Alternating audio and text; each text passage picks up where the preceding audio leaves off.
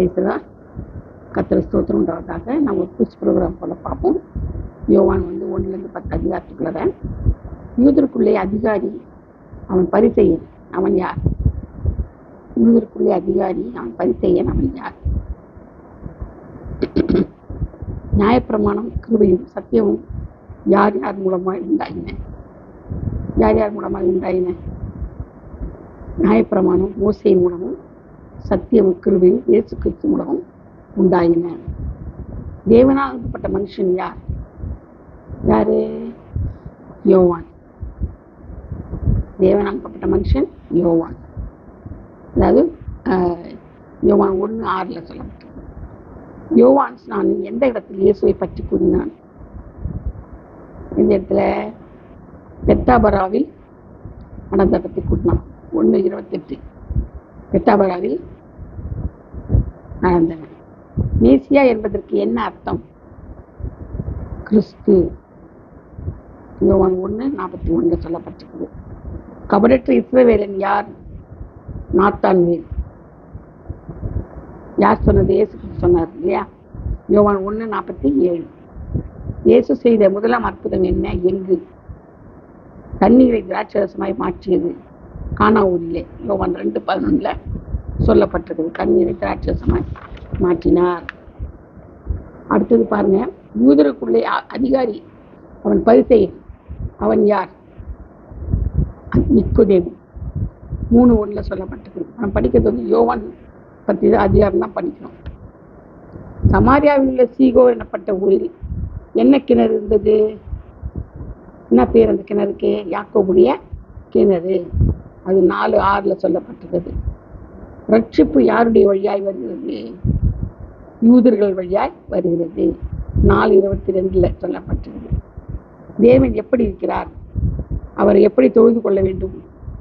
தேவன் ஆவியாய் இருக்கிறார். ஆவியோடும் உண்மையோடும் தொழுது கொள்ள வேண்டும். 4:24. இயேசு செய்த இரண்டாம் அற்புதம் என்ன? எங்கே? யோவான் 4:46, 52, 53 கப்பர்நகூமிலே ராஜாவின் மனுஷரின் ஒருவனுடைய குமாரனை தூரத்திலிருந்து சுகப்படுத்தியது. இரண்டாம் அற்புதம்.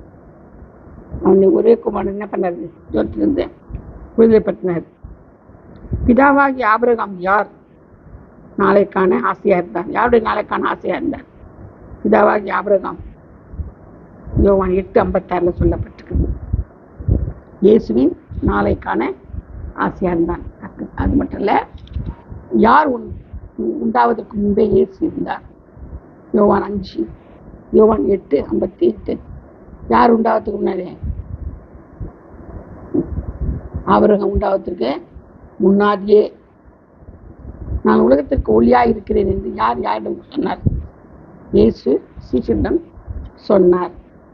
இயேசு கூடலின் கால்களில் சேற்றை பூசி, கண்களில் சேற்றை பூசி எங்கு போய் கழுவு சொன்னார்?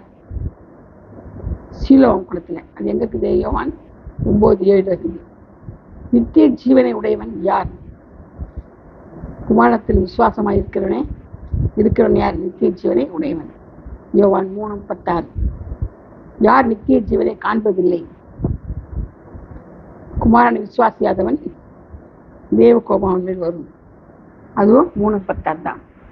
நானும் யாரும் ஒன்றாய் இருக்கிறோம் என்றார். நானும் பிதாவும் ஒன்றாய் இருக்கிறோம் என்றார் இயேசு. 10:30 சொல்லப்பட்டிருக்கிறது இல்லையா? நல்ல மேய்ப்பன் யார்? மேய்ப்பன் ஆடுகளுக்காக எதை கொடுக்கிறான்? நானே நல்ல மேய்ப்பன், தன் ஜீவனை கொடுக்கிறான். இயேசுதான் நல்ல மேய்ப்பன். அவர் என்ன செய்யறார்? தன்னுடைய ஜீவனையே ஆடுகளுக்காக கொடுத்தார். 10:11 இது எல்லாத்தையும் நம்ம குவிஸ் ப்ரோக்ராமில் வச்சுருக்கிறோம். தொடர்ந்து படிப்போம். இந்த ஆசீர்வாதத்தை பெற்றுக்கொள்ளுங்க. நான் ஷார்ட்ஸில் சொல்ல விரும்புகிறேன். என்ன மெசேஜ்னா கொஞ்சம் பேர் பார்க்க மாட்டேறீங்க, சப்ஸ்கிரைப் பண்ண மாட்டேறீங்க.